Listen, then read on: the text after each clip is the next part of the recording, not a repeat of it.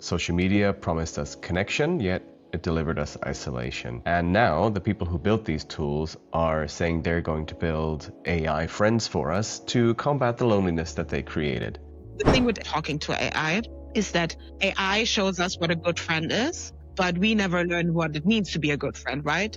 Because AI listens to us. It always says, yes, it's la la, but we don't need to be the same to an AI bot, right? We can just be like, dump all our problems and he will unpack it. And I think that is the thing that worries me a little bit, is that we lose this idea of also discomfort. I thought about it a lot.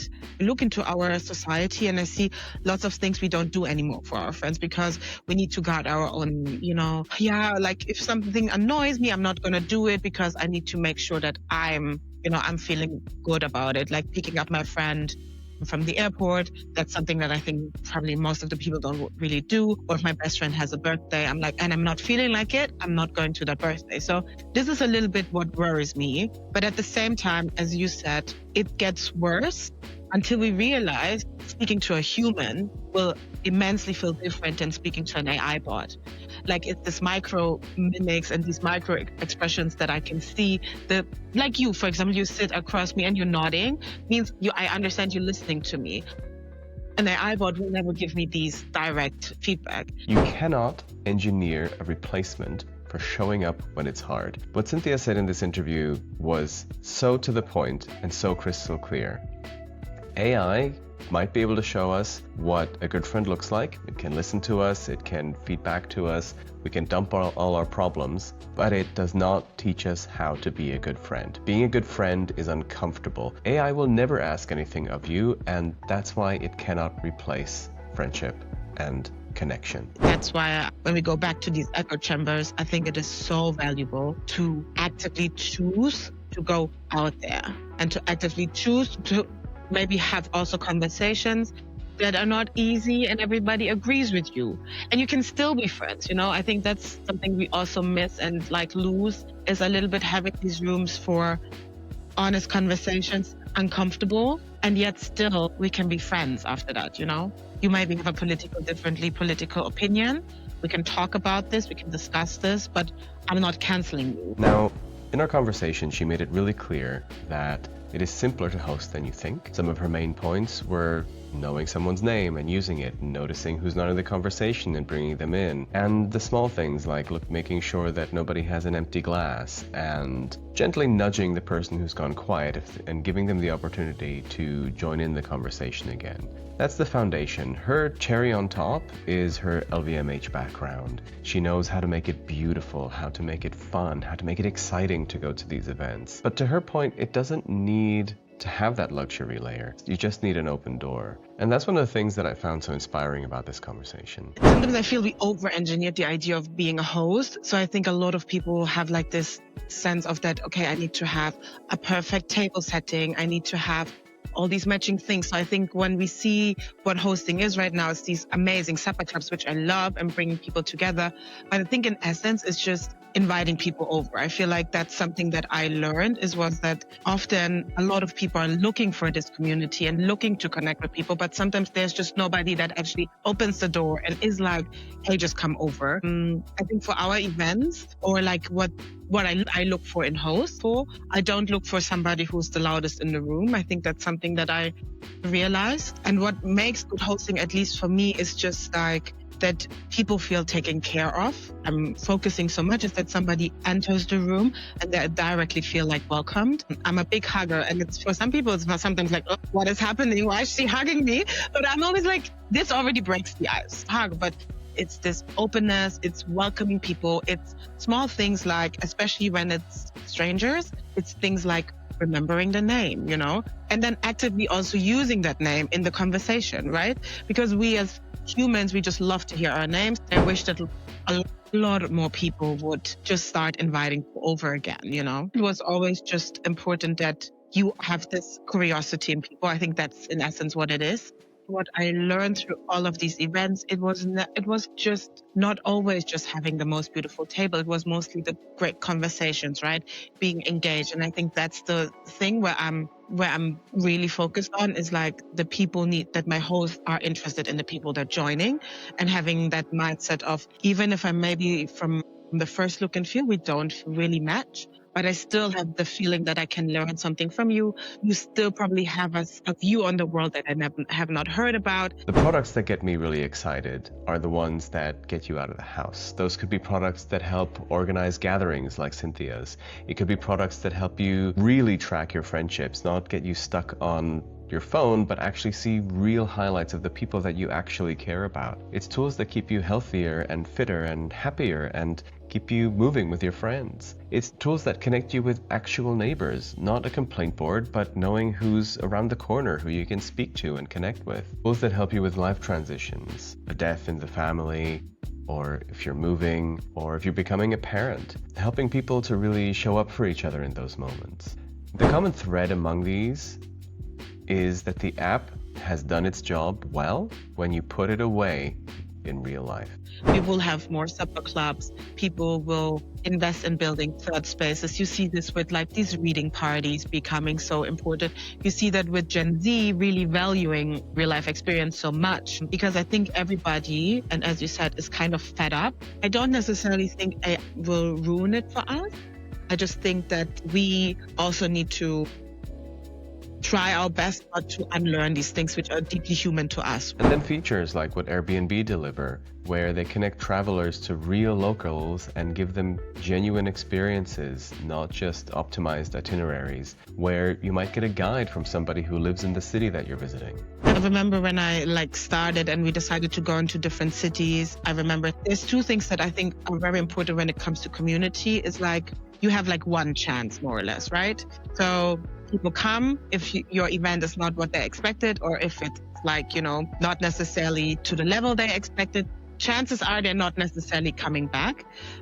So I think that makes it therefore really hard to scale, because how can you make quality measurements, right? How can you make sure that the places you choose are what are matching the people you attract? And so for me, it was always very important that when we went to different cities, it was led by local women. So it was led by somebody in Copenhagen, or in Paris, or in Munich. So it was always this group of local women that were creating their city, that knew where to go, that knew about the city, that kind of became an insider. Digital products should be a bridge for real life, not a replacement for it. This is where the culture is heading, and this is the direction that our industry has to follow. I think for brands, the word community is loyalty. It's like, I identify with you, I'm loyal to you, right? So it's just a different form of brand loyalty. And I think that's like sometimes what brands misunderstand. My list is not your community, your Instagram post is not your community. Like,